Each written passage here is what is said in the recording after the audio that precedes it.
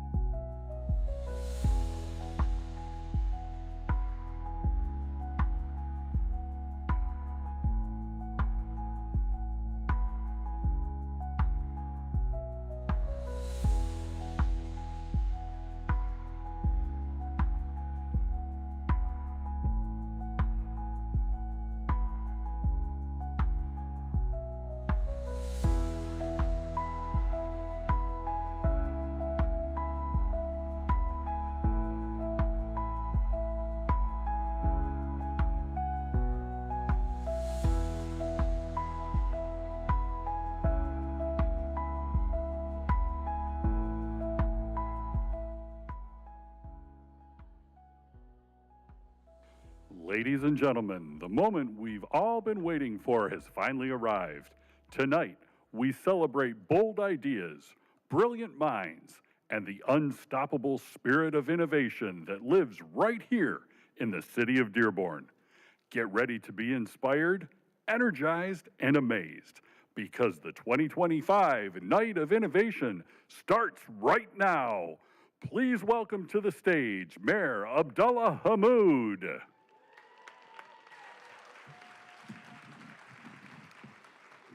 Good evening.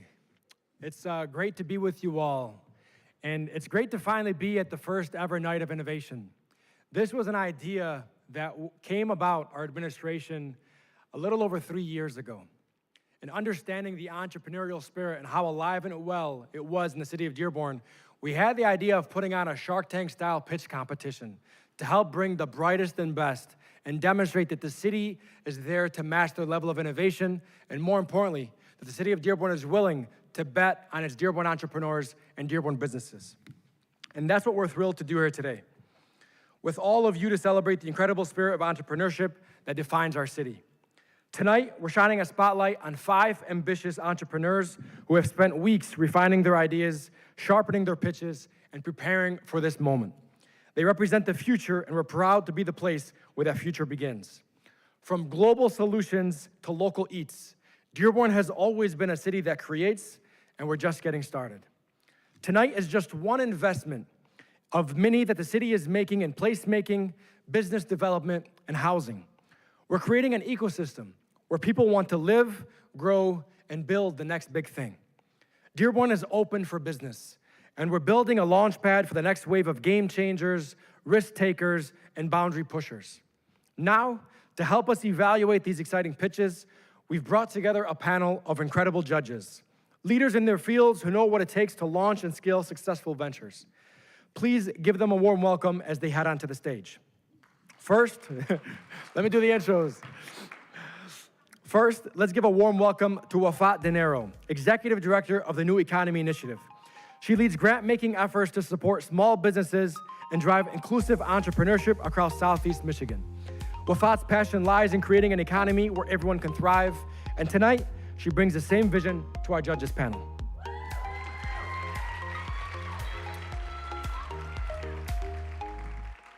Next up, meet Devin O'Reilly, Senior Director of Community Engagement and Leadership Development at the Detroit Regional Chamber of Commerce.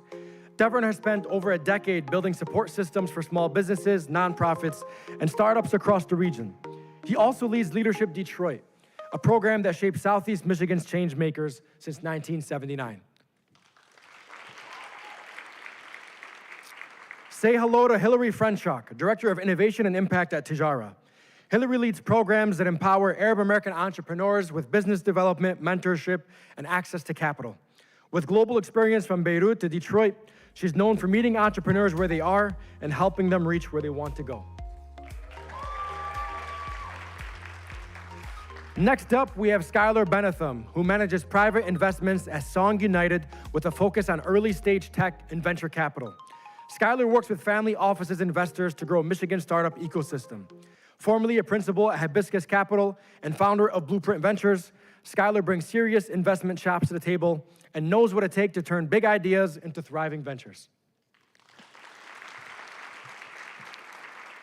And last, but certainly not least, rounding out our panel is Megan Story, Senior Vice President and Director of Small Business Banking at Comerica Bank. With more than 20 years in finance, Megan is a fierce advocate for entrepreneurs. She is passionate about expanding access, building trust, and creating opportunity. A University of Michigan Dearborn alum and mentor to many, she's committed to helping small businesses not just survive, but scale. Please give a round of applause to your judges, and thank you so much for giving us your time. Dearborn is home to a vibrant and supportive business community that truly uplifts one another. Tonight's event would not have been possible without the generous support of our incredible partners. Let's take a moment to recognize them.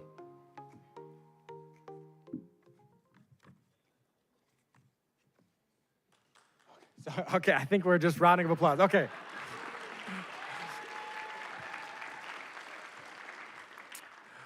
So here's how tonight's competition is going to work. Errors happen all the time, as long as I'm not pitching. We have 5 incredible entrepreneurs ready to pitch their big ideas. Each one will have exactly 5 minutes to deliver their pitch. At the 4-minute mark, they'll hear a warning bell to let them know that they're almost out of time. At 5 minutes, the pitch ends. There is no exceptions to that rule. Immediately after, our judges will have 5 minutes for Q&A with the presenter. Throughout the evening, we'll also take a few breaks and including commercials and special interviews.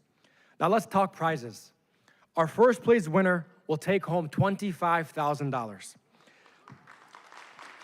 Second place will earn $10,000. Third place gets $5,000. And don't forget that we have $2,000 for the People's Choice Award too. Voting for the People's Choice Award ends at 7:15 p.m. So be sure to scan the QR code in your program and cast your vote before then. So ladies and gentlemen, are you ready for the first pitch?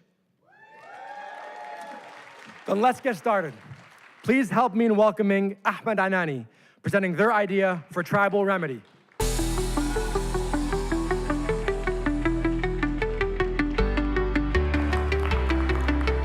Good evening. My name is Ahmed Anani. I'm a naturopathic doctor and founder of Tribal Remedy, a halal, organic, organ supplement company rooted in ancestral nutrition. Now, instead of just telling you what we do, I'd rather show you. This is beef liver, known across the world as one of the most nutrient-dense foods on the planet, packed with vitamins A, B12, folate, iron, and nutrients most of us are missing. Now, if I asked you guys to take a bite tonight, how many of you would actually do it? Most people say no, and that's the problem. As a naturopathic doctor, I see patients every day who struggle with chronic fatigue, brain fog, anemia, hormonal imbalances, and often the root cause is simple: nutrient depletion. And when we replenish those nutrients, their symptoms dramatically improve. Take anemia, for example. Over 33% of women worldwide are affected. And the top 3 causes: iron, folate, and B12 deficiencies. Liver has all 3, and in their most bioavailable form. In the 1970s, Americans ate about 50 grams of organ meats per week. Today, just 5 grams, a 90% drop. The US now ranks 171st out of 175 countries in organ meat consumption. We've become disconnected from real food. Organ meats are now seen as gross, and not because they aren't good for us, but because we've forgotten how to eat to nourish ourselves. And in the world of supplements, it's mostly synthetic, over-processed pills, and for Muslims, looking for halal, organic, ethically sourced options is almost impossible. And to the fact that the modern food system is failing us, destructive farming practices have left even the healthiest of diets increasingly nutrient poor. This isn't just a niche issue. It affects almost everybody eating from the modern food supply. Here's our solution: Shifa liver, pure, halal, organic, grass-fed beef liver encapsulated. We dehydrate low and slow to preserve the nutrients, and we intentionally leave a subtle essence to begin desensitizing the palate and activate the gut-brain connection, increasing digestion and absorption. It's more than a supplement. It's a bridge from where we are now back to where we belong. Our Shifa line isn't just limited to liver. It also includes bone marrow for skin, joints, cognition, and a possible side effect of increased strength, heart for cardiovascular support, kidney for histamine balance, and Shifa Complete, our all-in-one ancestral formula that even Superman wishes he had. And we're developing new products. For example, a collagen-rich formula derived from the most collagen-dense organs of the cow. We're tapping into fast-growing markets. In 2024, the global supplement industry hit $200 billion, and it's projected to reach $400 billion by 2034. The global halal supplement industry hit $42 billion in 2024 and is expected to reach $72 billion by 2032. The moisturizer market, where our beef tallow balm fits in, hit $11 billion in 2024 and is expected to reach $17 billion by 2032. And search interest for beef liver supplements increased by 25% in the last year alone. This is just the beginning, and we're helping lead the return to ancestral health. We launched in July of 2024 with just over $2,000 a month in revenue. 9 months later, we've hit $9,000 a month, averaging 50 to 100% month-over-month growth. With over 500 unique customers, we've shipped to over 35 states in the US and fulfilled orders in 9+ countries, proving demand is real and growing. That's with minimal marketing and small batch equipment. We conservatively project $75,000 by year 2 and $150,000 by year 3, especially as we automate and expand. We're asking for $25,000 to scale production with upgraded equipment, hire local talent, expand the product line, launch strategic marketing campaigns, and pursue USDA organic, halal, and third-party testing certifications. We're also planning expansion to local meat markets and grocery stores, online and retail storefronts such as Whole Foods and Fullscript, and launching an interactive apothecary right here in downtown Dearborn, offering a variety of bulk herbs, supplements, tools, and guidance so people can take their health into their own hands using what God gave us through nature. This isn't a trend, it's a return, a remedy, a reclaiming. My name is Ahmed Anani. I built Tribal Remedy for those who are ready to stop patching the symptoms and start nourishing themselves from the root. From the soil to the soul, we're restoring what was never meant to be lost. Follow us, share our story, try Shifa, and join the tribe reclaiming true mental, physical, and spiritual wellness. Thank you to the City of Dearborn, the Arab American Chamber of Commerce, our judges, the city, Mayor Abdullah Hamoud for doing what he's doing, God bless him, and to each and every one of you for allowing me to share this journey. Thank you, and welcome to the tribe. Thank you, thank you, thank you, thank you, thank you, guys. Now to get grilled. We're going to turn it over to the judges for some questions, and as you heard, even Superman is jealous. Hi. I'll go ahead and get started. Congratulations, Thank great pitch. Thank you. You clearly know your product. Yes. I've got to ask the question. Ask. You talk about manufacturing here in the US. I think we all know what's the big elephant in the room, right? So how far are we looking from distribution? Are you worried about any tariffs or any of these products or anything not manufactured or contained here in the US? So right now, the majority of the sales come from the US. It started off with actually majority in Dearborn, but now we've expanded to all across the country. We've shipped to 9+ countries, but most of those countries aren't like several orders. It's usually 1 or 2 orders, which is still a great accomplishment, thank God. But I was actually just talking about this before the pitch. As we scale, not just with tariffs, but also shipping, we have to think about opening distributing centers in other countries. For example, in Europe. Right now, to ship to Europe, it costs me about $45. And if somebody wants to purchase a bottle for $50, it doesn't make sense to pay $95 to get that 1 bottle. So we have to consider opening up a distributing center in Europe. And then again, in the Middle East, and then maybe South America, and so on. One more follow-up. I'm sorry, I missed it. What was your price point? The price point? So that you have liver, it's at $45. Perfect, thank you. Of course. You jumped on my question. Great question and great product. Thank you. So I guess kind of jumping off of that price point, since this isn't a product I would normally consume. So the $45, where does that fit in the market? Are you on the higher end or where? Actually, so I have a lower profit margin because of the attributes that I have in the quality of the meat, but it fit, like the actual price is average for every other product. I took a bite out of the profit margin in order to supply with a higher quality supplement while still competing with other markets. For example, the biggest competitors are Heart and Soil and Ancestral Supplements. They are about the same range in pricing. Great pitch. Thank you. Can you talk a little bit about the regulatory needs for something like this, and then where you're manufacturing today? Yeah, so right now we're manufacturing out of the house, built out a kitchen specifically for it. Now I can't keep up with the sales, and so I'm looking at expanding, and one of the things, like I mentioned in the pitch, is an interactive apothecary with a kitchen in which people can actually see us produce the supplements. Therefore, it's building trust, and they know exactly where it's being produced. And then what was the part of your question? The regulatory. The regulatory. So it's not actually, the FDA has some guidelines on how to label your supplement, but they don't require to test it. So that's why I want to pursue third-party testing, because the FDA won't do that, in order for people to actually see the quality and what they're getting in each capsule. So then you'll know exactly how much of each nutrient and make sure there's no heavy metals, for example, inside of the supplement. Thank you. Of course. Great job. Thank I saw on your ask that you're wanting to hire local talent. So who's currently on your team and what are the gaps that you're looking to fill? I'm sorry, I can't hear you. What is it?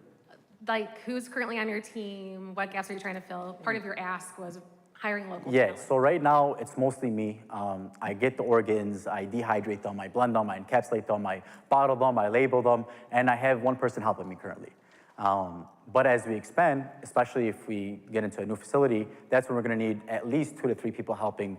So there's different options of expansion.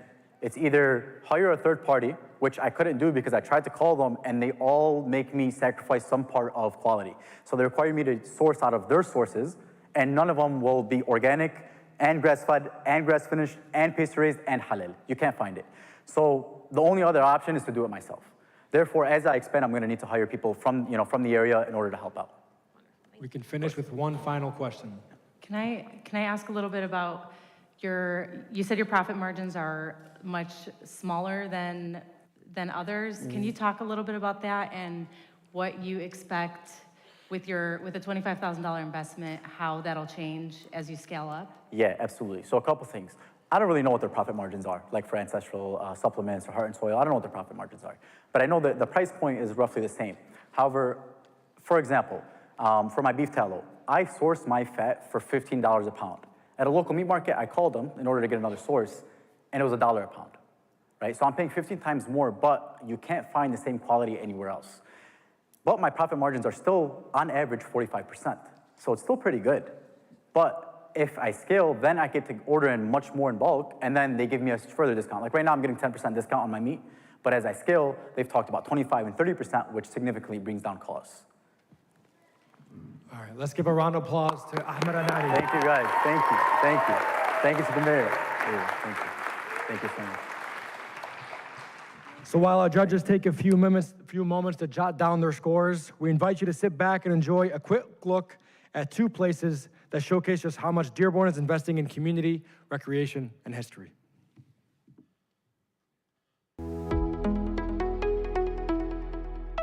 For so many of us in Dearborn and throughout Metro Detroit, Camp Dearborn holds a special place in our hearts. It's a place where memories are made, where kids learn to fish for the first time, here guests enjoyed dance at the canteen, soaked up the sun on the paddle boat, and some campers even proposed by the lake. For 75 years, families have found adventure, relaxation, and connections at camp. I visited Camp Dearborn throughout my life, creating countless memories here with my friends and family. And now, I have the joy of bringing my kids here and seeing it through their eyes. Being a new parent has deepened my appreciation for this special place. With 626 acres, Camp Dearborn offers something for everyone. Rustic cabins and shaded picnic areas, a half-mile of sandy beach, lakes to swim or fish, a 27-hole championship golf course, and so much more. Camp Dearborn has been a place where everyone can explore and connect with nature. And this year, we're making the most significant investment in Camp Dearborn's history. We're building an even brighter future for camp, one that restores and enhances the space while honoring its traditions and natural beauty. Thanks to feedback from residents, local businesses, and campers like you, we have crafted a plan that will allow our guests to enjoy first-class amenities, including a fully renovated canteen, new updated playgrounds that will have kids climbing, sliding, and laughing. We'll have new pavilions that will become gathering spaces for families and friends to connect, share meals, and create new memories. And of course, we're bringing back the rustic charm of camp you love by adding 10 new green cabins that will be available soon. This is our moment to ensure Camp Dearborn continues to be a place of adventure, relaxation, and cherished memories for generations to come. I invite you to be part of this exciting transformation. To learn more, please visit www.campdearborn.com.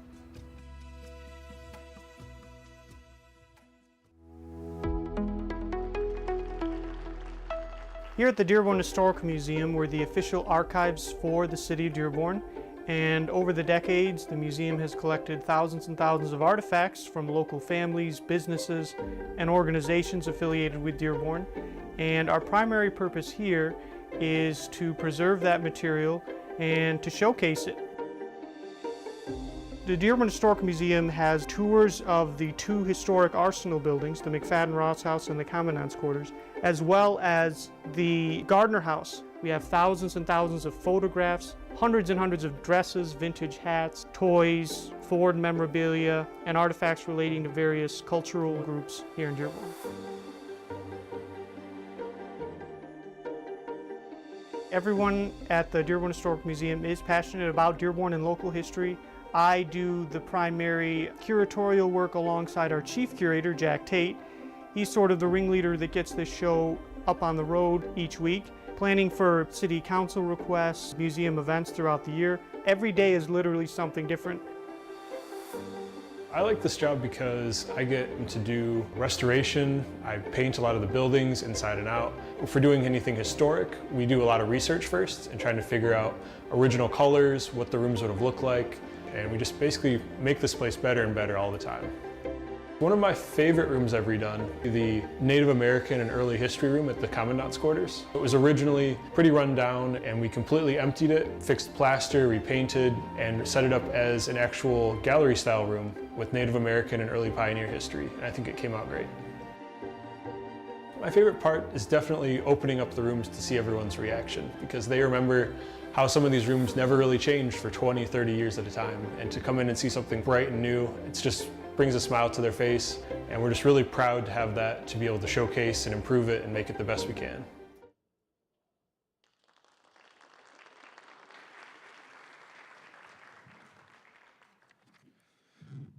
So as you're listening to business pitches, the city's also pitching to you with the investments that we've been making over the last several years. So I hope you check out the Dearborn Historical Museum and make a visit out to Camp Dearborn. Next, we want to welcome to the stage Ahmed Badr, presenting on behalf of Badr Incubator. Please help us welcome him to the stage.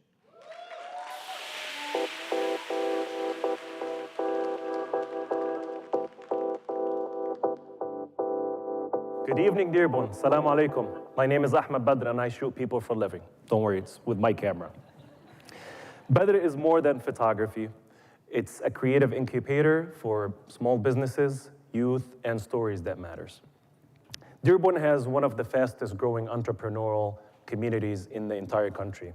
With that comes few challenges: lack of access to high quality content, little knowledge about storytelling, lack of creative spaces. We don't have any creative spaces in Dearborn. They really don't need just content. They want a system, they want a strategy, and they want a community. And this is what Badr Incubator is about. This is what we call RISE: retain, monthly content done for you, inspire, mentorship from those who've been there before, shoot, studio access for pro-grade content, and educate, DIY setups where you can create your own content. We don't just shoot for you, we teach you how to shoot yourself. We provide affordable studio rentals where you can get your own product and shoot it inside our studios, custom-made setup for each need. Content creation retainers that every business owner and startup can afford. One-on-one coaching and mentorship. Good story about one of our mentees. Her name is Hadil Akhdar. Recently, she was featured on Vogue magazine, and she's 25 years old. Building a DIY setup, One of our favorite clients, she's the last contestant of today, Farah of Marasil. She's independently now able to create her high quality content by having one of our setups at her studio. So now she doesn't hire any photographer or any videographer. I started with $8,000. Last year we hit $170,000. Badr is a new chapter. Badr Incubator is a new chapter. I've invested $50,000 of my own money into studio equipment, education, studio space. The $25,000 grant isn't a launch pad. It's more of an accelerator. It will allow us to achieve what we can achieve 2-3 years from now, this year. In the past years, 164 students graduated Sura Arts Academy that I instruct at the Arab American National Museum. We got awarded Best of Detroit Photography Service 2022-2023, nominated by Peerspace as the top 5 Metro Detroit commercial photographers, worked with more than 1,800 clients within Michigan, trusted by international and national brand names like Ted Baker, La Martina, G-Star, Holiday Inn, Crown Plaza, local favorite like Shatila, Qahwa House, Diwan, Haraz, Comerica, Matari, too many coffee shops. But I love coffee shops. We need more coffee shops, but away from each other. The big why for me, why am I doing this? I'm doing this for my daughter, for your daughter, for her son. I don't want to see our youth wasted potential on Ford Road, driving Baba's Cat Pack, getting chased by Chef Shaheen, enough tickets for the city of Dearborn. And I want them to be part of something bigger, something that is creative environment where they can help small business to grow, where they can have a positive impact on the community. Lastly, I want to thank the city of Dearborn for having this, because this is one of the things that we need to see more happening. Because Dearborn, as I mentioned, we are the fastest growing cities among the entire country. We have a lot of potential in our youth, so I'm very thankful for the city of Dearborn, American Arab Chamber of Commerce, Tijara, pristine judges, my beautiful family, and my lovely daughter, Liana Badr. Okay, one more thing, since I have time. Okay, that's her toy. So I'm gonna throw this. Whoever gonna catch it is either gonna get a free headshot, or if you own a business, you're gonna get an entire month of free content, okay? Let's do it. Here we go.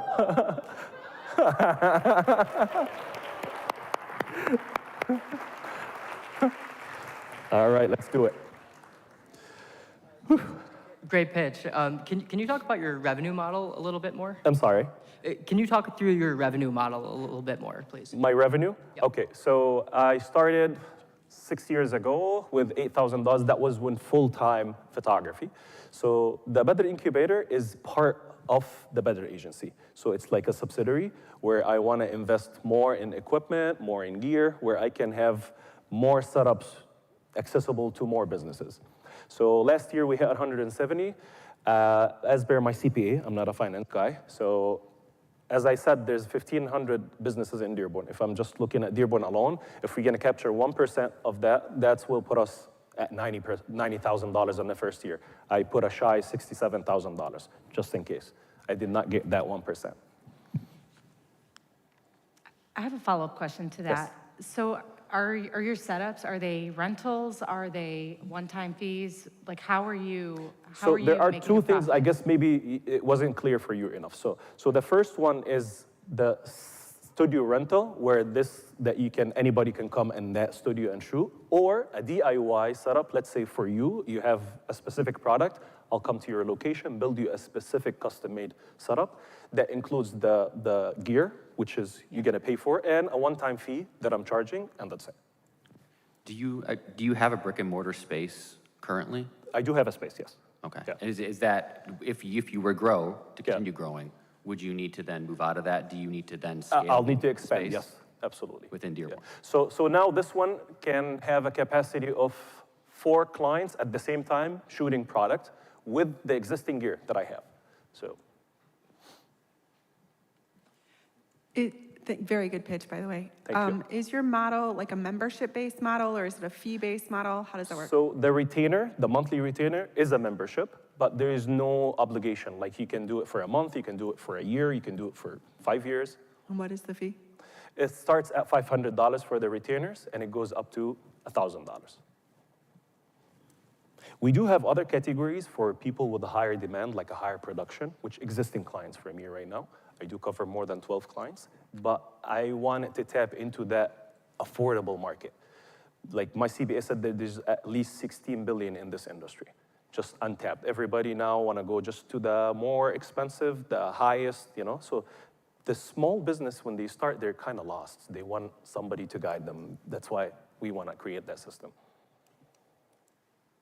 Awesome job. Remind us of your ask. Like, what do you plan to do with the 25K? So mostly it's gonna go toward gear, toward tools that I can have for the students where they can practice. Hopefully to expand the space, but I don't wanna rush into that right now. Like I'm taking the steps where I can fill the capacity of the existing one first and then look forward to get it somewhere bigger. Wonderful, thank you. Thank you. So your business is all about storytelling. Yes. You work with storytellers. In just a few sentences, what is the story you want the world to know about Dearborn? About Dearborn? I came here 10 years ago, and it's been generous enough for me that from $8,000, like I said, to I know half of the people in the room.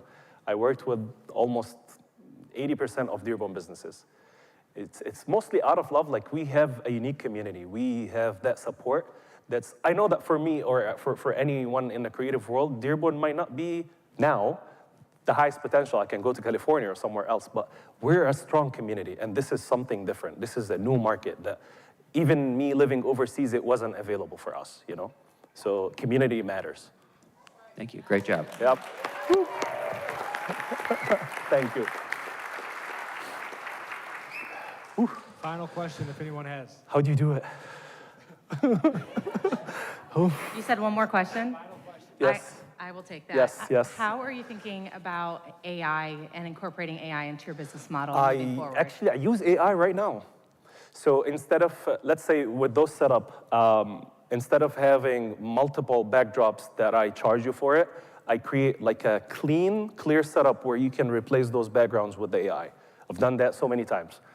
So let's use it to work for us instead of being threatened by AI. Great, thank you. Thank you. Yep. All right.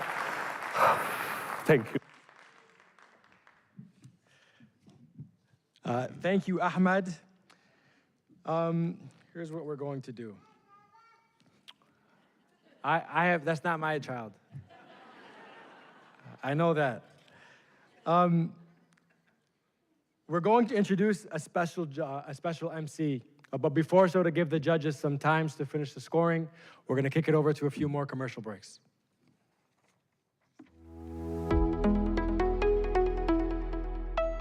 This summer, meet me on the Hill at the 44th Dearborn Homecoming Festival. Homecoming returns to Ford Field Park on August 1st through August 3rd for an unforgettable weekend of music, fireworks, carnival rides, and cultural experiences. What started in 1980 as a small gathering of past Dearborn school graduates has grown into a must-attend event, bringing together over 30,000 people from across the state of Michigan. Enjoy 3 days of nonstop fun, food, art, and music, all with free admission. And if you love corn, don't worry. Our Dearborn firefighter team has an ear with your name on it. This year, we're bringing you the best entertainment lineup yet, with diverse local and international acts performing across multiple stages. Find out all the details by following us on socials at Dearborn HC Fest. Don't forget to mark your calendars. We'll see you the first weekend of August at Ford Field Park for Dearborn Homecoming 2025.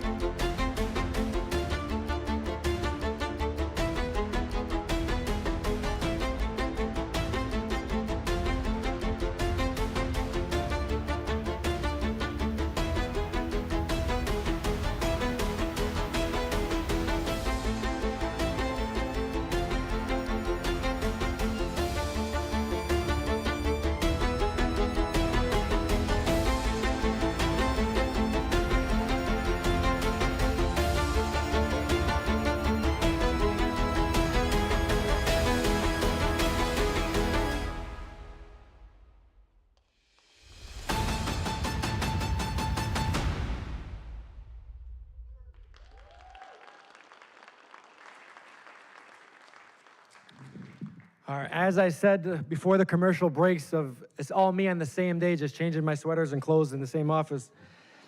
We might need some Bud out of services, actually. He just wrapped up reporting the evening news and raced straight from the Fox 2 studio to be with us tonight. You know him as the evening anchor and the host of The Pulse. And if you're from Metro Detroit, chances are you've invited him into your living room more than once. From anchoring hurricanes in New Orleans to headline-making exclusives with presidents, he's a storyteller, a community connector, and a proud Michigander with deep roots to this region. Please join me in welcoming your MC for the rest of the evening, the one and only Roop Raj. Thank you so much, Mayor. Appreciate it. Wow, what an honor to be here in Dearborn. Thank you so much. Hey, put your hands together for the mayor, Mayor Hammoud. Thank you for all the work that you do in the great city of Dearborn. I am so thrilled to be here. It was funny, I was doing the 6 o'clock news, and I'm not joking, I was reviewing my script as I was anchoring the 6 o'clock show. And as I was doing that, I was truly excited to be here. So at 6:56, I thought the show was over because we go to a 3-minute commercial break. But they had stacked the show differently, and it wasn't done until actually 6 o'clock. And so I actually got up during the commercial break and said, well, I'm off to Dearborn, guys, bye. And I'm walking off, and literally the producer was like, you still have one more segment, get back on the set. I came running back. I am excited to be here, and there's a reason. I actually truly love, in so many great ways, this community. I actually started my day in Dearborn today at the American Human Rights Council luncheon that we were at, and then I went and did the news and came back, and I was excited to be back in Dearborn for the second time. Dearborn is a place of ideas. Dearborn is a place of innovation, and Dearborn is a place of great humanity.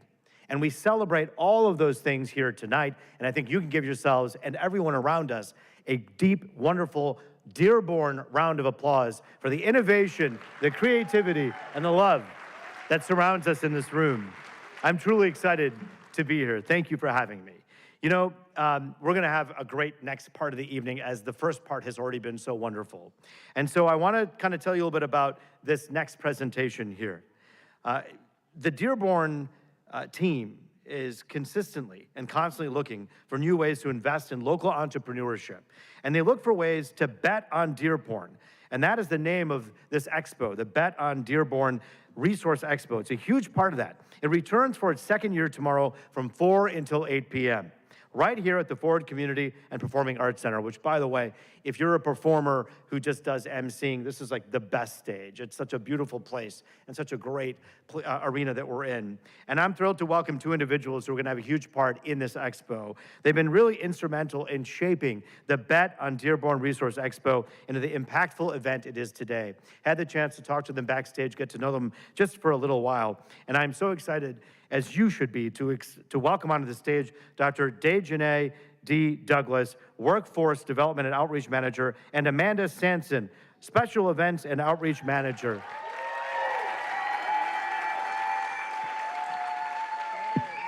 Good evening, everyone.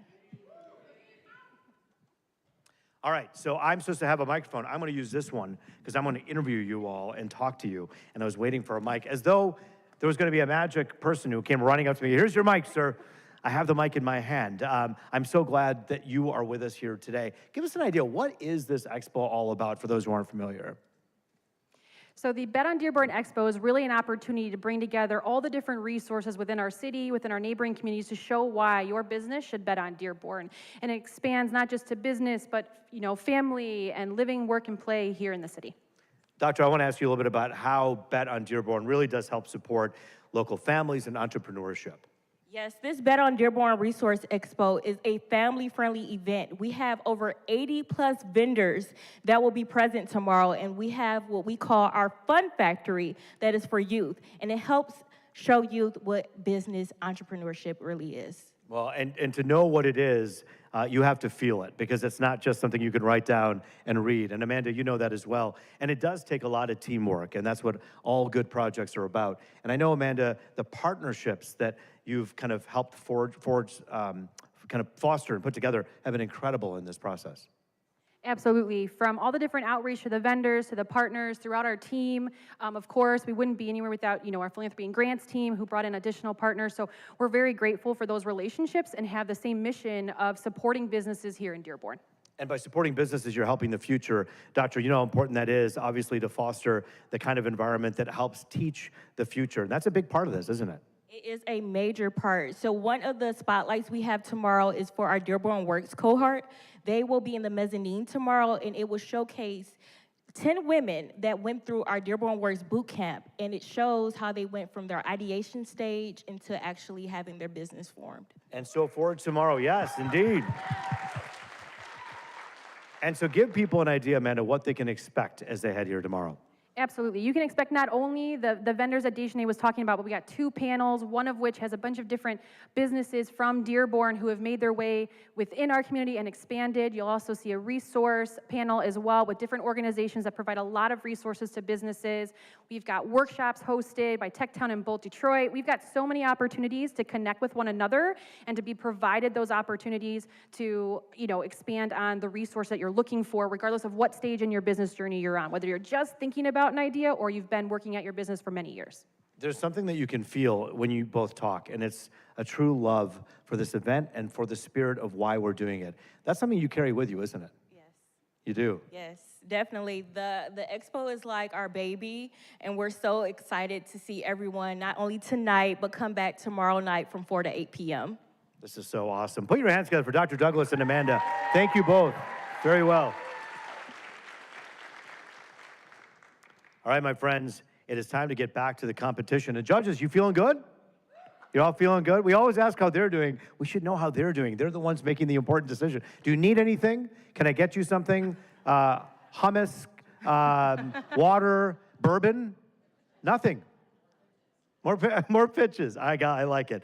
And that's what we got coming, my friend. In fact, it's coming right now. It is time to try to get back to the competition here. We're going to welcome our next entrepreneur to the stage as they pitch their big idea for the chance to win the grand prize. Please welcome Marwa Hatcham. Marwa Hatcham from the Fine Arts Studio.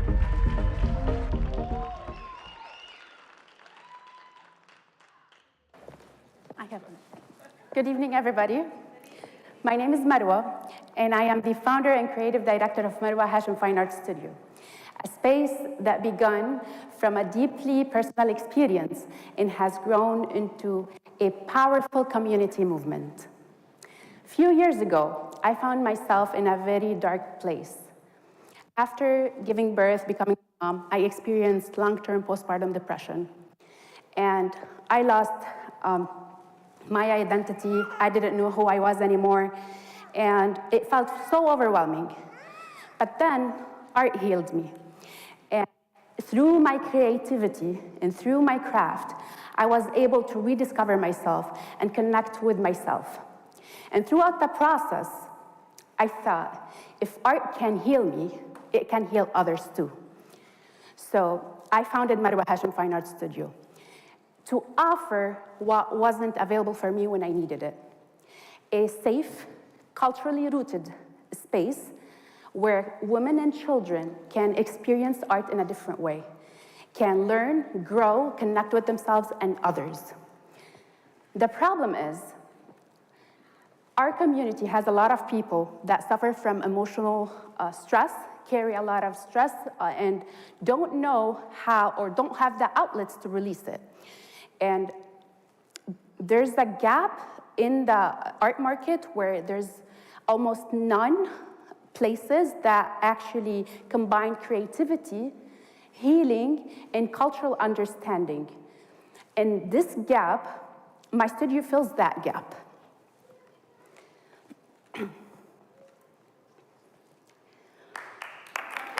Next slide.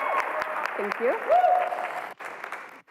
So at my studio, we don't just have art classes. We transform lives through art. We offer the Kids Art Club, where kids don't only learn the fundamentals of art, but they grow emotional resilience and confidence. We offer therapeutic art classes for women, and we offer art events and community workshops. Next slide. Thank you. Right now, we open 4 days a week, and all of our classes are full, and our goal is to open 7 days a week. And there's two, okay, sorry. We use social media for marketing, and it's been our way to go for marketing. We use newsletter and email campaigns, and we're planning to use social media in the future as well because it's been working really well for us. And in regards of the market, there are two markets for what I offer. There's the art therapy and then the educational art. And our studio falls right in between those two markets. The art therapy market is projected to double by 2029. And here in Southeast Michigan, there are 74,000 students that are enrolled in art programs. So there is potential for art classes to actually grow if we invest in them. Our top revenue generators are the Kids Art Club and the adult art classes. And we're projecting, we're expecting to grow by 20 to 40% within the next 2 to 4 years. And today I invite you not to only invest in this business, but to believe in the power of art, because truly art heals. And it can heal me, and if it can heal me, it can heal others too. Thank you.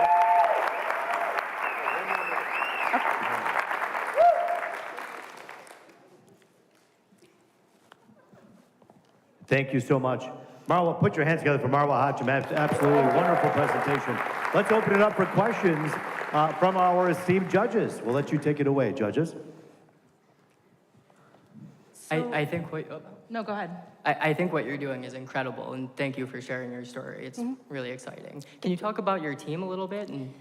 So right now, we're a team of 3. Okay. I am the main instructor, and I design all the classes and all the events.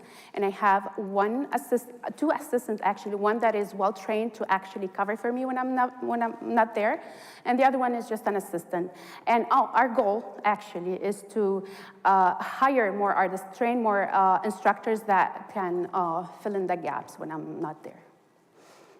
So I have a couple questions. Yeah. You showed the revenue potential. What is your current revenue? And right now? Yeah.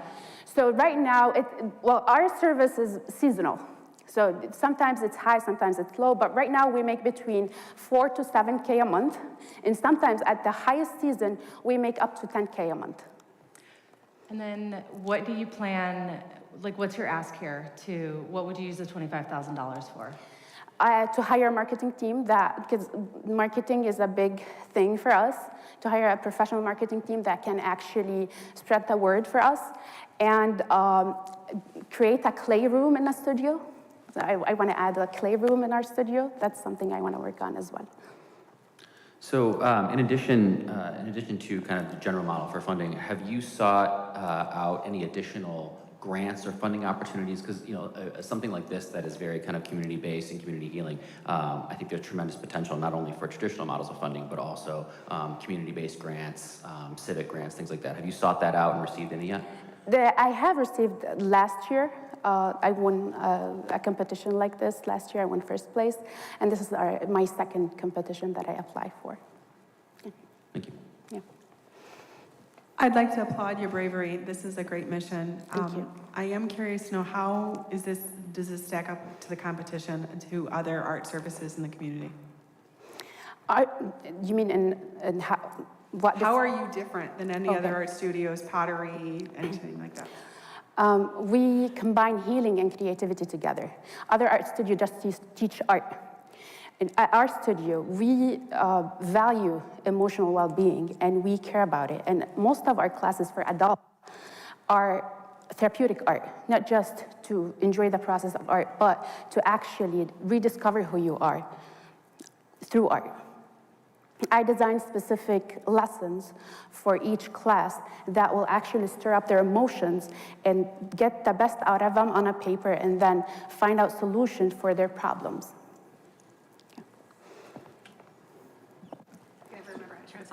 Great job out there, and again, thank you so much. I'm going to shift gears. What has been your proudest moment since launching? Can you say that again? What has been your proudest moment since launching your business? seeing people's reactions when they finish their artwork, and hearing the feedback after, like the feedback that I receive after they attend my classes. That creative mode stays with them up to 7 days. And seeing them finding that joy through my classes and finding that peace when they attend my classes, this is my greatest accomplishment. We have time for one more question. So outside of just money, additional funding, what do you think right now is your biggest barrier to growth? What's like the one thing that if you could just have more of this or better this outside of financial? Having a business partner, having support in the business-wise. I'm a full-blown artist. I can create.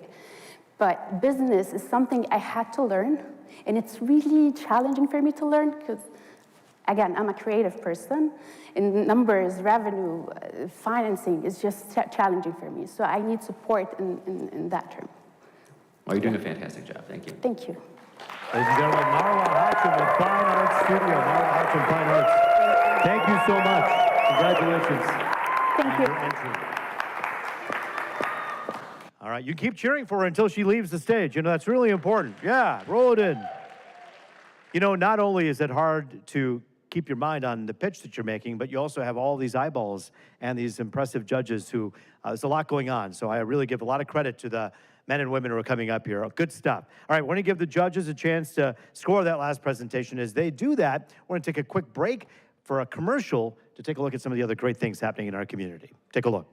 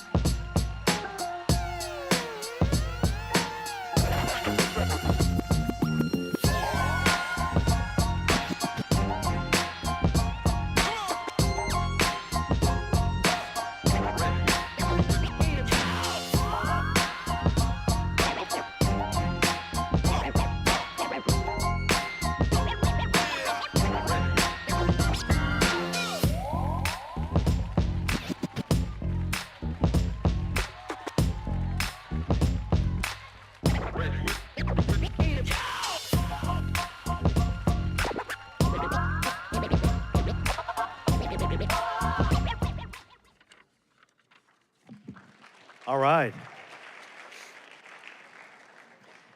I want to continue now. I just wanted to kind of, we do these breaks to introduce you to the great members of this community who help make so much of this happen. As you probably already know, Dearborn is really home to a powerful network of women who are not only leading in business, but also lifting one another up along the way, which is also incredible. One of those networks is the Arab American Women's Business Council, also known as AAWBC. For over 15 years now, this organization has been really a hub for Arab American women who are in this country building community through mentorship, entrepreneurship, and connection. And tonight, my friends, we're excited to welcome someone who exemplifies the spirit of that kind of leadership, that kind of friendship, and that kind of service. It is my pleasure to introduce you here onto the stage, and I hope you'll help me in welcoming Jamila Haydes, Vice President and Senior Business Relationship Banker in Business Banking at Chase, and past president and current project manager for the Dearborn Works program here in this wonderful organization. And so we're so glad, Jamila, that you're with us here today. Thanks for joining us on stage. Good evening. Thank you for having me. You've been enjoying the pitches, I'm sure. Yes, absolutely. I've only got to see one of them so far, and I'm already impressed by the whole concept of how important it is for people to bring their great ideas here. And, you know, speaking of great ideas, this particular organization that you help lead, this is about bringing great ideas together, but it's the idea makers who make that difference. Talk about that. Sure. So first of all, thank you so much, everybody, for being here with us tonight, and thank you to the City of Dearborn for putting this wonderful event on tonight. So AAWBC, as you know, is a big part of the Dearborn Works program. Part of the Dearborn Works program, and I'll talk about it just very briefly. And those, so part of this program and part of the vision that we had is Dearborn received a grant to basically focus on minority women business owners in the community. And for AAWBC, a big part of what we do is focus on minority women. And so they approached us with helping to put together a program to help accelerate that. And so we put together a 8-week boot camp. Where we brought in subject matter experts and we helped women create business plans from basically beginning to end. At the end of this program, they also received some seed funding that helps them with technical assistance. And then throughout the program, throughout the entire program, we're putting on also some workshops that are relevant to women business owners or business owners in general, anything from social media to branding, how to network, lots of different various topics that we're focusing on to just help them either launch a business from ideation or to help and grow or scale their business. Yeah, I'm married to a woman who actually is a small business woman who's a mental health therapist, and she's trying to launch some classes, and the marketing piece of it is really a lot harder than people realize. You think, oh, I'm gonna get a marketing person, but there's levels and layers to it, and your organization really kind of helps dive into that a little bit and help people kind of unpack their own process, right? Absolutely. So that's a big part of our focus too within the boot camp. So we did bring in a couple of subject matter experts, both on you know, everything from like social media, branding, SEO optimization. So we kind of cover all of that throughout the boot camp, and then we highly encourage these women to potentially use some of their seed funding to hire some of those experts in that field, because it is a lot harder to do it on your own than a lot of people think. No, you're absolutely right. It is a lot harder. And sometimes Julie will look at me and say, you're a TV guy. How come you don't know it? And I'm like, we have a whole marketing department at Channel 2. I don't do that. You know, I do the news. It's hard. Talk about the future for your organization, AAWBC. I want to make sure I get the letters right. And the Dearborn Works program together. I know that you guys are working together on this stuff, but what's kind of your vision for the future as you work together? Yeah, absolutely. So we were overwhelmed with the amount of applicants that we initially got. So we opened this up, and within a week, we had over 200 applicants. Wow. So these were women that were either residing in the city of Dearborn or had a business already in the city of Dearborn. And so obviously, Dearborn identified that there was a need there. And you know, through the amount of applications we got, we did as well. So we hope to just continue to do this. We are at least doing this right now through 2027, hoping to keep this going after that. And so the application process will open again for the next cohort that will kick off in the fall. So if I can just tell everybody a shameless plug, follow us on Instagram and all of our social media outlets to kind of keep in touch with what we're doing, but more to come. So really excited about it. No shameless plugs, just prideful plugs here, because you're doing great work, and I really do think that you're kind of connecting people and connecting people with the resources they need, and we all need that. And so just to say a warm thank you from everyone here to you. Thank you, Jamila, for the work that you all do every day. Thank you all. Thank you for your time. Appreciate it. All right, my friends, we're getting close to 7:15 soon enough here, which means time is running out to cast your vote for the People's Choice Award. I always thought that was really cool. You know, the judges have their opinion, you have yours. Maybe something struck a chord with you and someone said something that's up here that you really are just impressed by. If you haven't voted yet, now is the moment. Just take a look at your program and scan the QR code, and you can help find one of tonight's entrepreneurs right there, and you can help them win a $2,000 prize, because that's the prize for the People's Choice Award. Pretty amazing. All right, my friends, now let's keep the energy going as we welcome our next entrepreneur to the stage. Please join me in welcoming Mohammed Hamadi, presenting on behalf of Express Lane Interactive LLC. Put your hands together for Mohammed, ladies and gentlemen.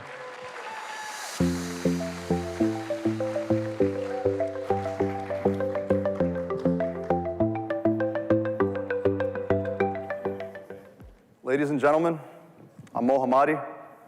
This is my team, and this is Express Lane. They won't wait for you. The sky shifts, the islands drift, but the battle never ends. Some carve their path, others fall into the sky.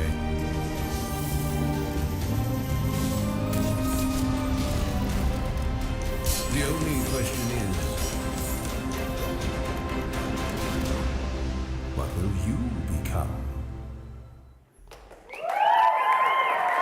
Thank you. Every generation has that one game, the one that defines an era. Minecraft, Fortnite, they redefine games as a place to create, to connect, and belong.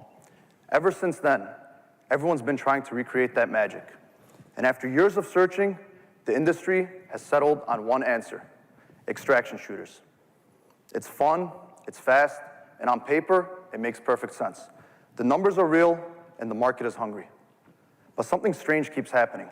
One by one, almost every single studio that tries it fails.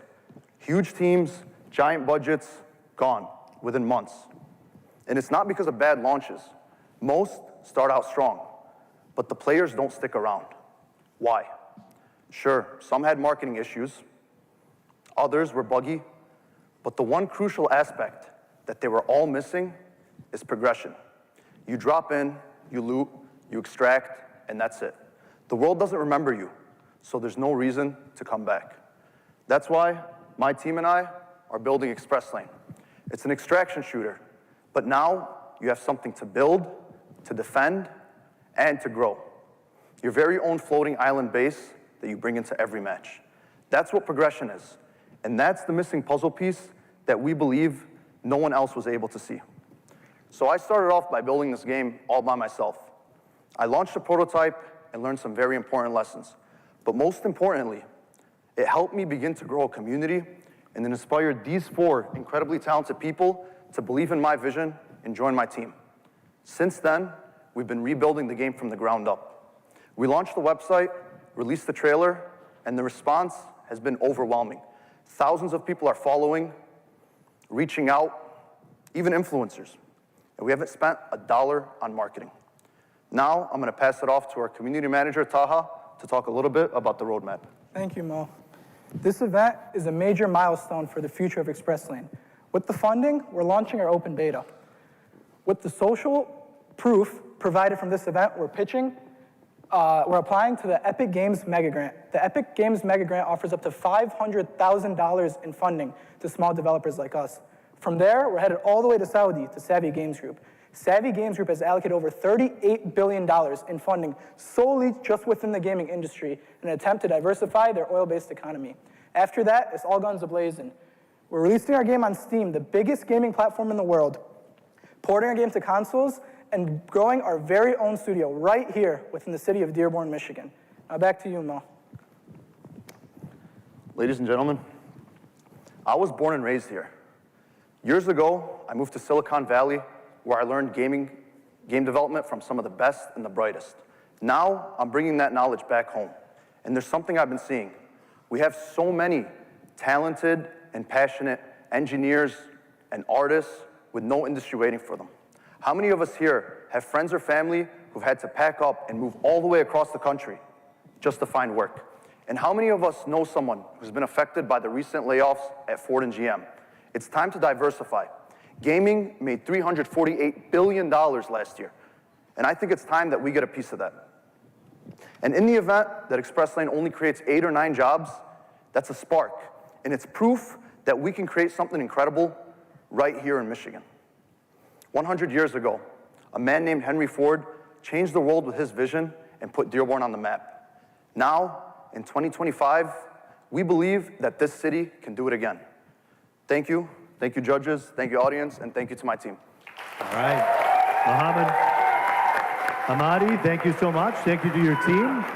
Let's open it up for questions with our judges. Why don't we leave off with the last person who wanted to ask a question, the gentleman in the blue suit. I think you had a question for the last one. Why don't you begin? Sure. Fantastic pitch. Thank you. Curious about kind of go-to-market and the age demographic that you're looking to target with this game. Well, these kinds of games, as you can see from the art style and the lack of blood and gore and stuff, they're mostly targeted towards a younger audience, but this is something that everyone will play, similar to Minecraft or Fortnite.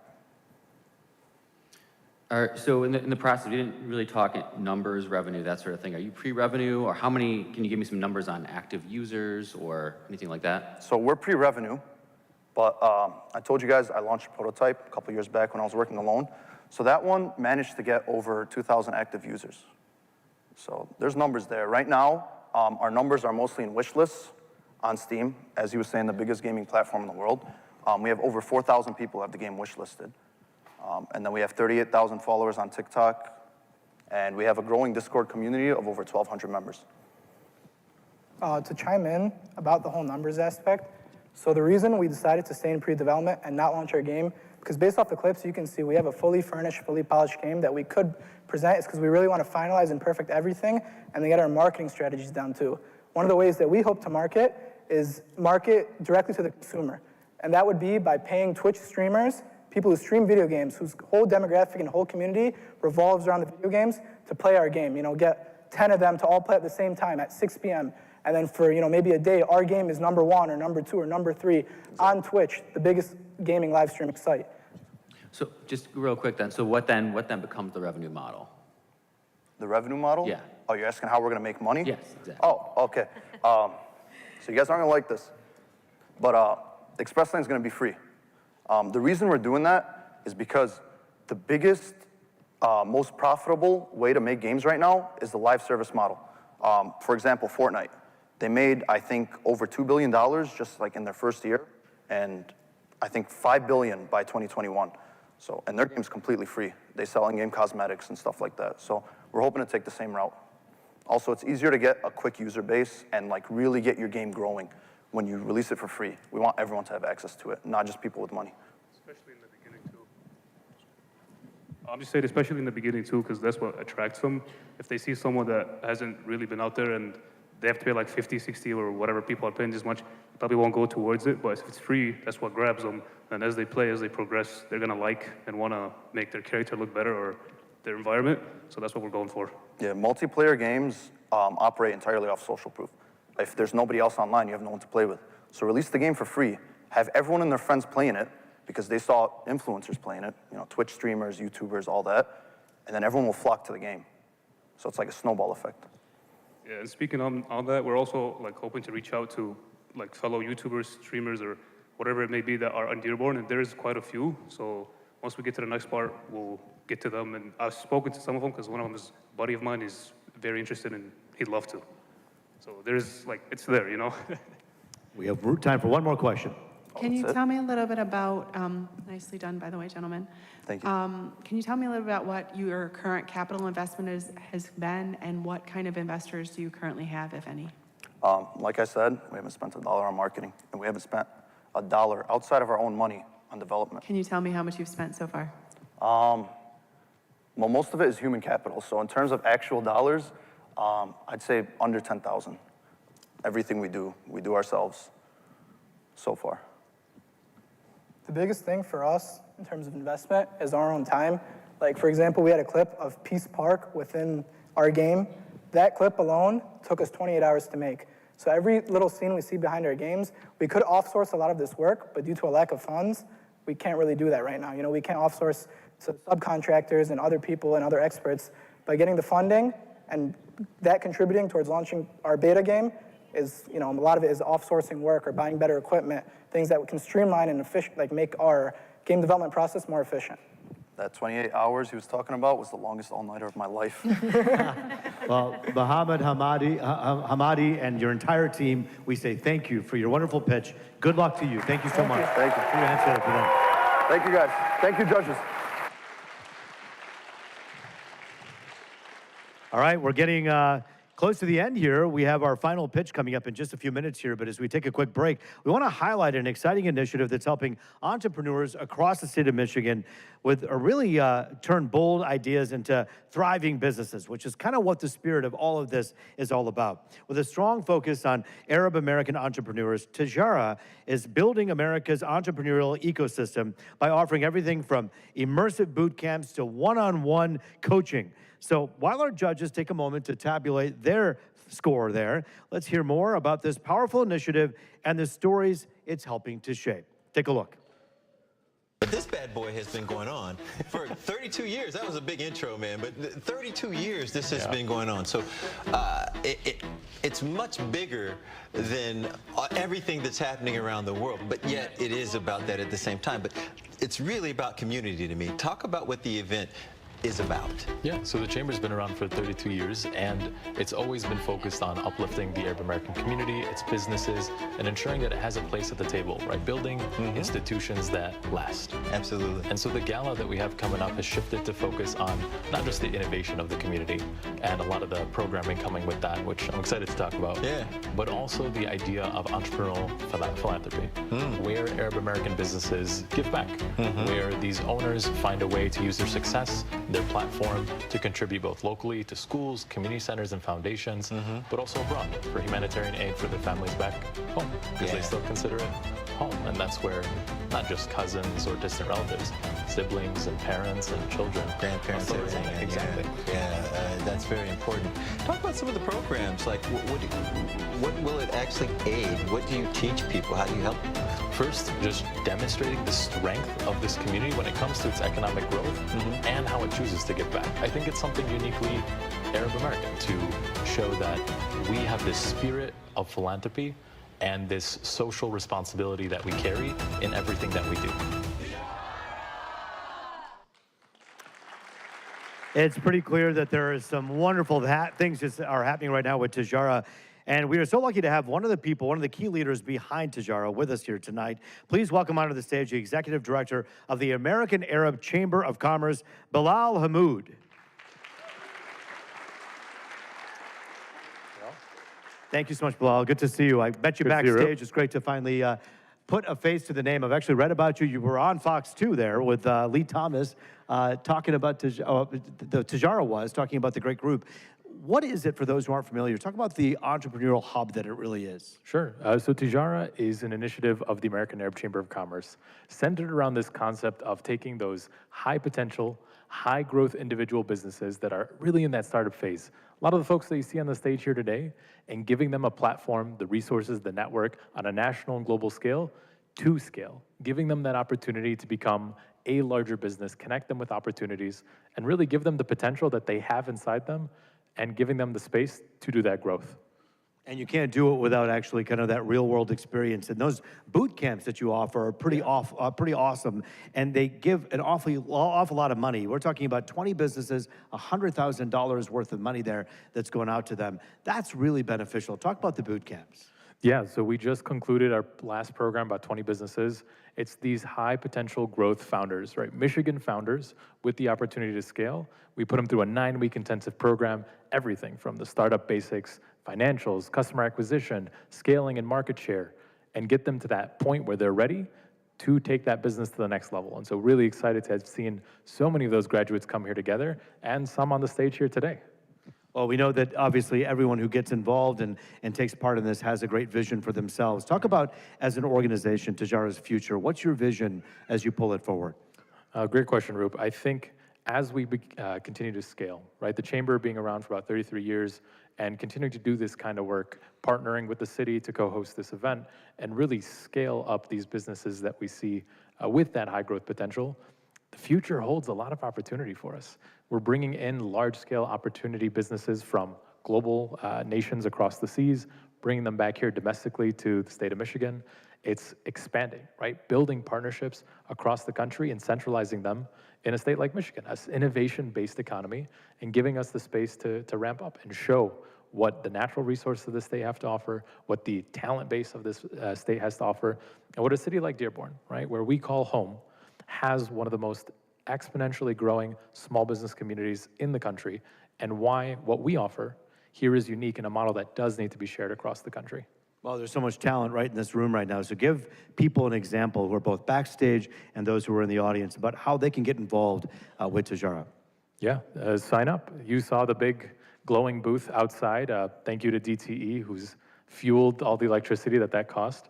But really, take a look at our website. Take a look at some of the work we're doing. We're expanding. So the innovation hub that you saw up here is going to be a facility that's state-of-the-art, centered in scaling businesses from growth, from idea, to that next level stage. And so that'll be coming soon, next month or so.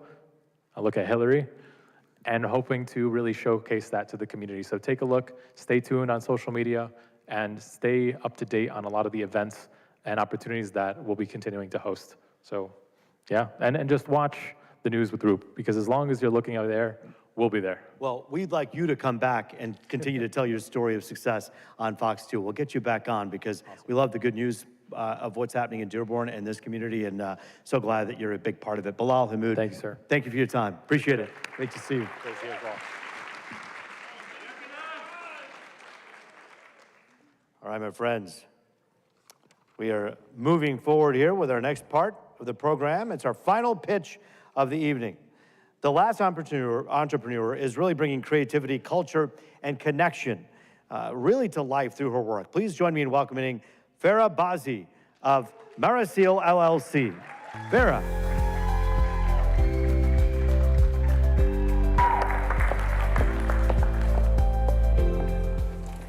You're meeting today a teacher on an extended leave, a person who took a pause for a purpose, not to raise grades this time, but to raise voices. My name is Farah Bazi. I'm the mother of my gem Julia, who's with us today, my twins Angelina and Carolina, and I'm the founder of Marasil. I'll tell you what Marasil is in a second. I want to start with what happened when I was pregnant with the twins. I noticed that my students were really focused on the number 0. They wanted to make sure that they never get a 0 on the quiz. But I've also noticed that they didn't even realize that we, Arabs, have invented algebra. And then that number 0 kept haunting me.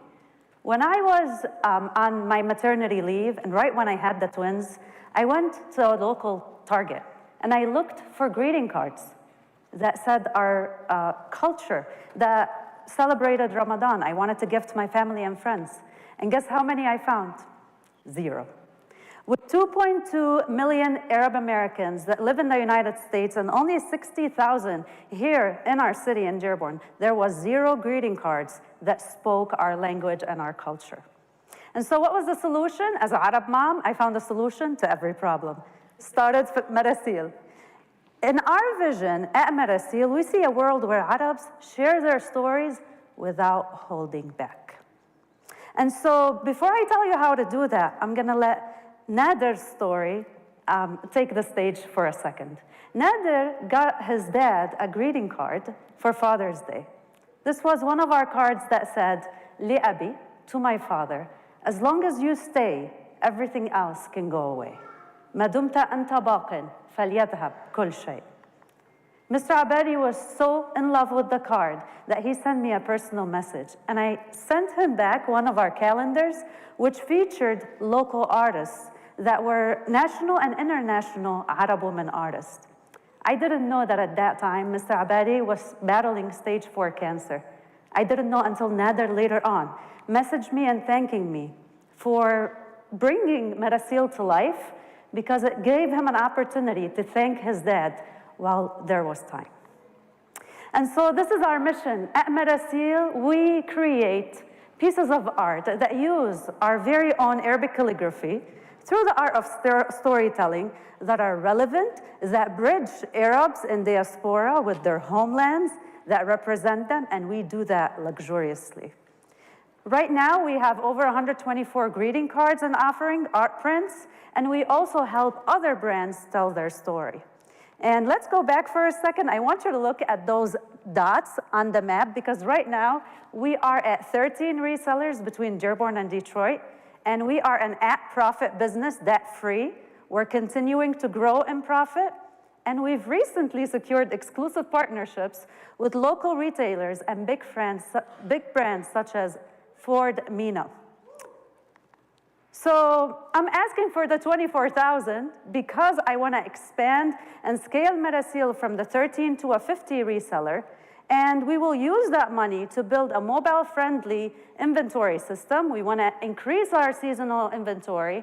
We also want to hire help, right, in order to distribute our inventory. And we are pitching in $10,000 from the funder. What's our vision, though? In 5 years, we see Metasil going to 200 resellers plus. Hopefully, we're expanding not just locally, nationally, but also some internationally. And we want to start the first step to launch the Metasil Movement Cultural Center here at the heart of Dearborn, where we do workshops of Arabic calligraphy for the Arab youth. We tell Arab stories, and we bring people together to celebrate their different stories, regardless of what skin tone and where they come from. And so today, with your help, we're going to turn Metasil from a moment to a movement, and I want to end it with what they say, our Metasil people, about our business. So this card says, without you, I am like Lebni without Zata. This is so cute. I love like the Arab touch. You know, there's not a lot of things for us. So this is like the perfect small business to support. I love that. I agree with Amanda. Support us tonight. Thank you. Congratulations, Ms. Bazzi. Thank you for your wonderful pitch. Let's open it up with our judges' questions. Go ahead. Thank you. You can start on either end. We can start right here if you'd like. Yeah, absolutely. Thank you very much. Beautiful story as well as beautiful children. Thank you. My question is, where are you sourcing your materials from today? So actually, everything that comes to Metasil is 100% made and sourced in the U.S. We use local printers throughout, different states and here in Michigan, and we are like everything sourcing, packaging, envelopes. All of it is made in the United States. But we've been outsourcing to printers outside in order to help us with the scaling. You alluded to it a little bit. So this is a fantastic small business. Thank you. Really, really cool. Very, very unique. I can see this being a fantastic brick and mortar in Dearborn. Do you plan on having a brick and mortar? Would that be a vision, or is the success really in kind of selling to distributors? Yes, so I've actually thought about that a lot. In the beginning, that was my vision, to have a brick and mortar, but really, we're focused on the actual vision, right? And so the goal is not that we bring people to us, the goal is that we are everywhere. And so we want to make sure that Metasil is at the, the biggest capitals here in the United States with high Arab American populations. So, LA, Houston, Texas, here in Dearborn, down in Detroit, in Hamtramck. So I want to see our cards everywhere, more than I want to see people flying to come to our stores. Great answer. Thank you. Can you tell us a little bit about your scaling model? How do you expect to grow, and where you said you are looking to grow to 200 resellers? Tell us about that thought process, please.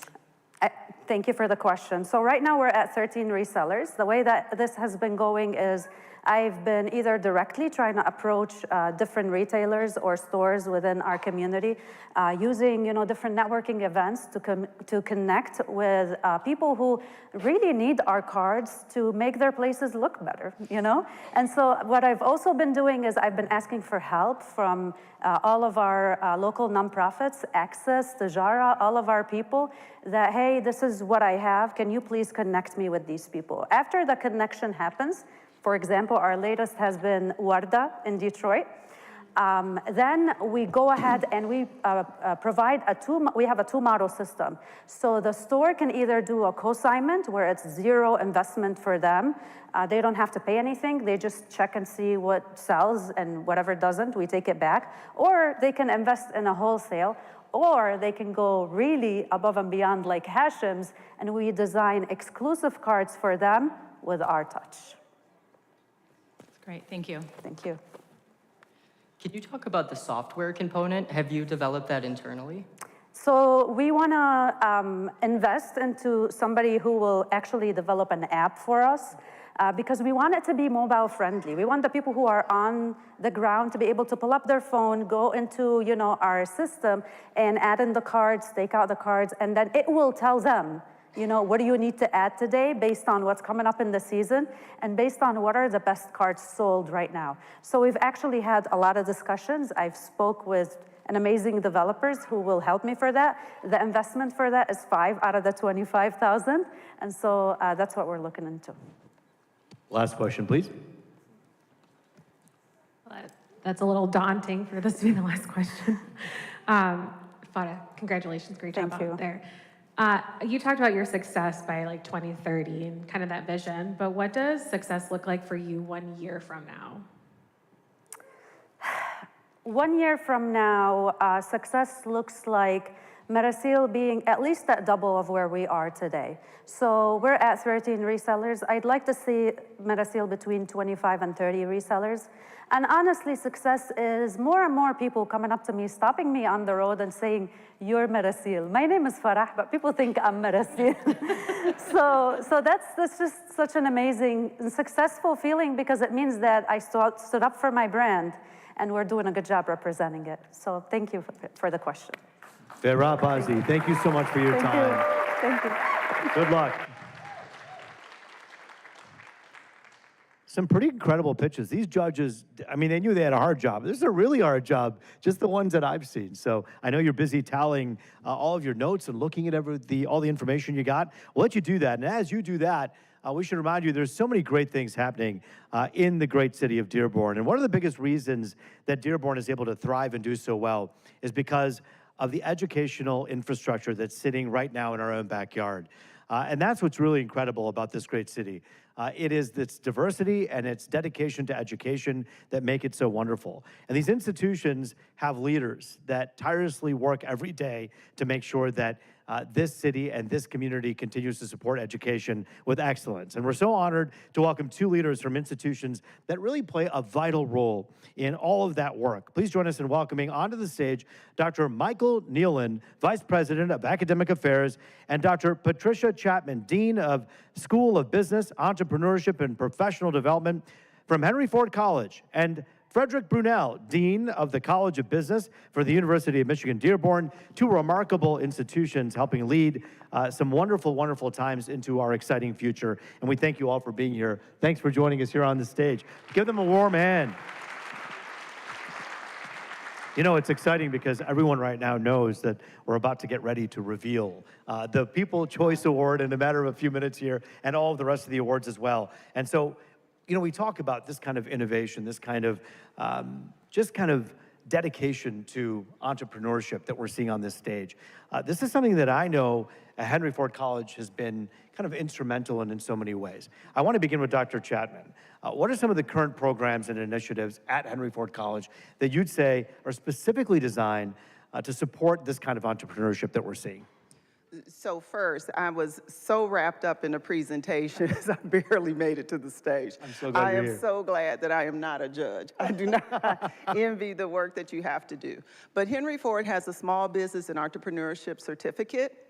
It's a career to entrepreneurship or a pathway to entrepreneurship in less than a year. Students can generally finish that certificate in 1 to 2 terms, depending on how ambitious you are. But one of the key anchors of that certificate is our Management 241 class, which is a small business and entrepreneurship course, and students do prepare a business plan in that course. So that's one of the pillars of that certificate at Henry Ford College. It's exciting to see, and I've been to the Henry Ford College. I've done some stories there. Your leader, Russ Cavaluna, and the others there have done some really tremendous work, and you're doing tremendous work. But it's great to see people walk away with this kind of education and armed with such a great future. Same thing over there at U of M. Dean Brunel, your name was built for education, Dean. It's just kind of like one of those cool names where you're like, this guy really, who in the room is one of the great educators? We know it's Dean Brunel, and we know that the work you're doing at U of M Dearborn has really been incredible. How are you helping students prepare to become what you hope will be future business owners, innovators, and community leaders?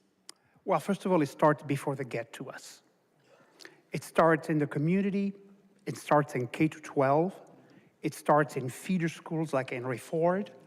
And everything we do on the campus. The campus of UM Dearborn is really centered around practice-based learning and community-engaged learning. And so we instill this practical approach to what we do. And then we have a lot of different programming around it. So it's cultural, it's programming, it's intentional. And it works, and we know it does. Talk a little bit about collaboration, if you would, the importance of collaboration in the community. I know that Henry Ford College has a deep commitment to understanding that outreach is so critical. Talk about how that works for you. Yeah, absolutely. Just to give you an idea, we share a parking lot berm between Michigan's third largest community college and our distinguished neighbors. But you know, it's getting over that berm sometimes that is the hardest thing for students to do. You start at one school and you expect to be able to just end up someplace else. Here's the thing, guys. Education is still the most important on-ramp to your future success. Make the investment in yourself. So we wanted to do that as well. On a Learn Forward pathway, you can start at Henry Ford College at Henry Ford College's prices, finish an associate's degree, even grabbing a certificate in your first year on the way, transfer seamlessly with guaranteed admission next door to the University of Michigan, Dearborn, and save about $26,000. Okay, so those are the kinds of partnerships that we build just in our own parking lot. We build the same partnerships with our business and industry leaders throughout. No longer should you be thinking you go to college, college needs to go to you. And that's what we're trying to really redefine in our work, especially around entrepreneurship. I love that. Dr. Chapman, I want to ask you, you know, I have a kind of a working theory in journalism about always telling stories through people's eyes. And that doesn't just mean the audience. It means when you tell a story about success, find the people that represent that success. I'm sure in your field, it's a similar feeling and sentiment. Talk about the success stories that you know are coming out of your wonderful organization. You know, when I saw the gaming presentation, and I don't have a bias of the presentations, but that one really resonated with me because we have a very strong gaming club where students are creating their own games, and they're just at the crust of going into an entrepreneurial space to be able to just kind of reimagine how they can navigate through the wonderful place of work and what work is going to mean for them, for their futures. So I was really looking at them and I was like, God, they would be really great to come and talk to that gaming club because many of the individuals, the students that are in that club are doing some of the same things that they are now realizing. So we have so many wonderful stories of many, many students, but that was the first thing that came into my mind when I saw that presentation. And I'm sure those gentlemen would be happy to speak to other young people who are trying to do the same thing, and that's part of the collaboration. Very inspirational. The spirit is, yeah. Dean Brunell, I'm sure you see that as well at your school. These success stories that you see, how does that feel? And talk about those stories that come your way after graduation. Well, it's a big point of pride. It's a big point of pride, and as you were talking, in your question, it reminds me of one of our alum who has been one of our most successful entrepreneurs. Her name is Huda Katan from Huda Beauty. Yeah, some of you know Huda in the room. And Huda started at Michigan Dearborn in the College of Business. And through the training that she got there, through the experiences, through our creativity, through our drive, she built a $1 billion company, a true unicorn. She's a makeup leader. Right now, the business is based in Dubai. And, you know, that thing for me is she's like the poster child of what it takes to be an entrepreneur and be a successful entrepreneur and a proud Dearborn alum. I love that. What a great story, right? I mean, yeah, what a wonderful, wonderful success story. Dr. Nealon, I want to ask you about what you see as the biggest opportunities in our community here in Dearborn looking into the future. Wow. One of the most important things that we can do is start thinking of entrepreneurship, especially as an entrepreneurial mindset, as much a literacy as we do reading, writing, and arithmetic. every person needs to develop those skills and that self-efficacy to believe in themselves, to believe in their ideas, and to know how to make things happen. Henry Ford College has put over 500,000 alumni in and through our community over its 85 plus years. And I think Dearborn's real value is in the people that started here, that come back here, and that share their dreams on a global scale. Right now, I would say one of the great opportunities that we have in the area is to kind of rethink what we're doing with AI, not only in education, but in the way that it can actually transform our business practices. And so we're trying to harness that right now and use that as a means of not only enhancing learning, but for students to be able to go out there and meet the needs of so many of our business leaders in the community that are expecting students to come already knowing how to embrace and utilize AI. Oh, it's beautiful because you can't just look at it and push it away. You have to see the great opportunities in the future that's in it, and that's what you're thinking about. Dr. Chapman, final question for you two. I wanted to ask you, no good story comes without hurdles. I know all of your stories, I'm sure, came with a few. Yes. Talk about the hurdles that you see entrepreneurs having in the next 2 years, the next 5 years here in Southeast Michigan. Well, I'm sure we all can agree that some of the hurdles is, of course, the reason why we're all here is capital. Most of the entrepreneurs, whether you're a startup, whether you're a freelancer, or an entrepreneur, you are always short of the working capital that you need to not only launch, but manage and expand your business. Now, what we're seeing also, of course, there's changes with the cost of doing business. So services, goods cost more. Labor costs more. That's always a challenge too. But it's programs like this that really helps entrepreneurs to sustain their business, even if it's for a short period of time. We are also seeing, of course, because of some of the tariffs that we're seeing that's coming into play, that's going to be challenging. Supply chain management is also challenging. So I know this sounds like doom and gloom. I got to think of something. Well, I did ask you what hurdles are here, so you're answering the question appropriately. Yeah. So those are some of the hurdles that we definitely see right now. That's Nothing really wrong with impacting identifying the challenges. You have a heck of a lot of hope and optimism too. We hear it in your voice. We hear it in all your voices. So we know good days are ahead. But we got some stuff we got to get through. Dean Brunel, talk about that in terms of what you see as a challenge that you foresee. Challenge again. Yes. I thought you were going to ask me about what's the upside. Well, what are the upsides? Look, you get over the burn between U of M and Dearborn, you see success. Well, actually, what are the burns? One of the challenges is regional transport. Yeah. Regional transportation and K-12 education. We are in an incredible emerging ecosystem for entrepreneurs, and that's Dearborn, it's Detroit. It's the Detroit to Ann Arbor Innovation Corridor. And guess what? The corridor goes through Dearborn. Dearborn is in the center of gravity of this corridor, and so we have an incredible position to really tap both going west and going east and really bring all these words together. And we have the tradition, we have the DNA to bring this to the fore. I love it. I mean, hope and optimism, we have a full tank of that, especially coming to an event like this. But to look at the hurdles and challenges only means to fuel more of that hope because we know we can get through anything. And you all have proven that just in this short conversation. Dean Brunel, Dr. Chapman, Dr. Nealon, thank you all for your time. Give them a round of applause here from Dearborn. Thank you all. Appreciate it. Thank you. All right, my friends, our team continues tallying the final votes in the back. You can feel the tension back there. It's dark, too. So they're dealing with dark and light, and they're trying to figure it out, and they're tallying the awards. But I'm happy to report to you that we have one award that's ready to announce, and it's the award that you're giving, everybody. It's the People's Choice Award.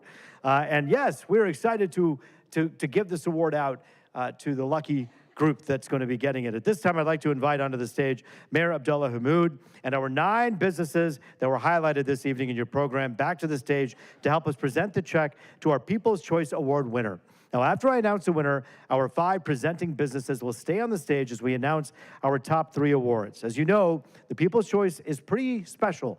It really allows everyone in this room to cast a vote and to tell us what you think. And that's so important for tonight's competition. And these entrepreneurs have inspired so many of us. And just the few that I saw, I'm inspired by. What a cool group of men and women.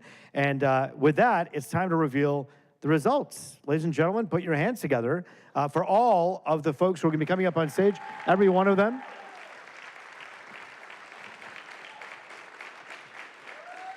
We have the envelope here. All right. Ladies and gentlemen, first of all, yes, you know what? Put your hand, take a picture. Put your hands together for a wonderful group. They're all so great. Thank you.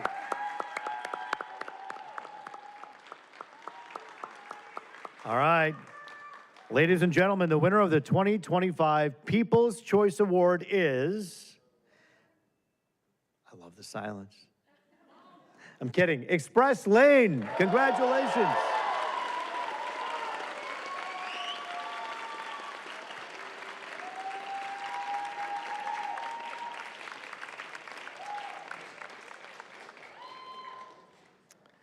All right, thank you to Beauty and Beats Cosmetics, Dearborn Balloon Decor LLC, Racklitz Cosmetics, and Asphoria LLC for joining us tonight, by the way. Put a round of applause for them.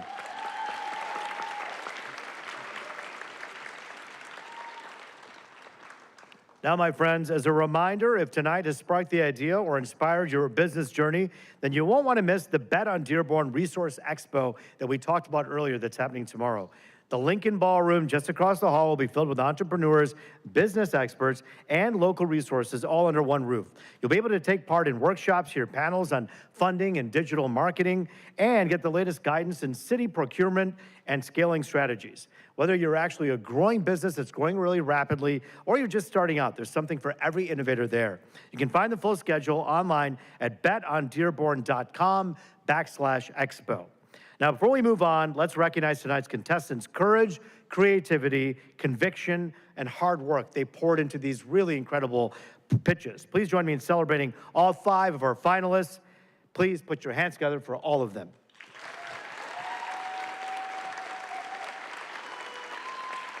The judges have finished deliberating, and they have made their decisions. Are you ready to find out who our winners are tonight? All right, let's go. Winners, as I announce your name, please come forward to accept your check from the mayor and our judges and remain at the front of the stage for a quick photo as well. Afterwards, we'll ask you to join your fellow finalists as we continue announcing the remaining awards. All right, my friends, and I'm waiting to see, we have an envelope? We're getting it. This is not like the Academy Awards.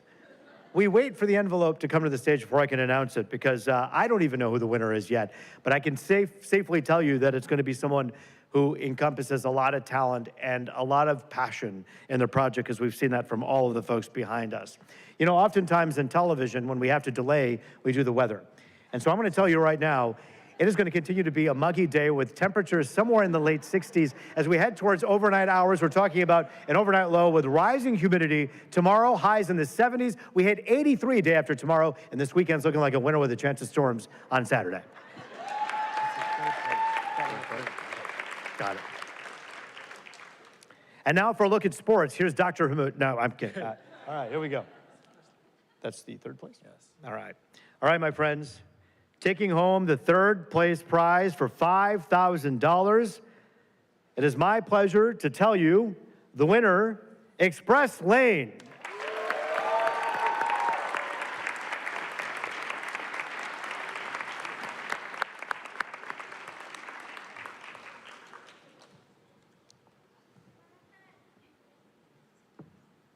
Fresh ink on these checks, right? That's a big deal. All right. Our $10,000 second place prize, the winner, Maricil.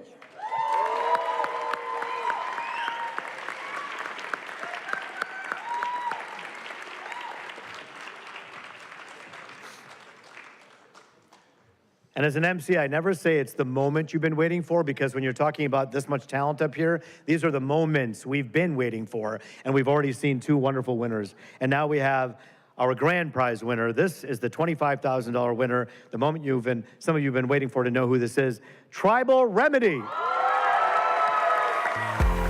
the winner of the $25,000 grand prize and the title of the first ever Night of Innovation champion. Congratulations to all of our winners. Let's give another round of applause for all of tonight's incredible entrepreneurs who took the stage to share their passion and their vision. Thank you for being a part of this unforgettable night. We hope you leave inspired by the amazing talent. And don't forget about the big Resource Expo, an event packed, as we say, filled with businesses and all kinds of resources. We have 70 vendors with resources. It's going to be a great event. See you tomorrow. Have a great night, everybody. Thanks for having me. Please stay on the stage for photos. And if you're a family member, you want to take a picture, try to make your way out here because we're going to take pictures up here on stage. Thank you, everyone.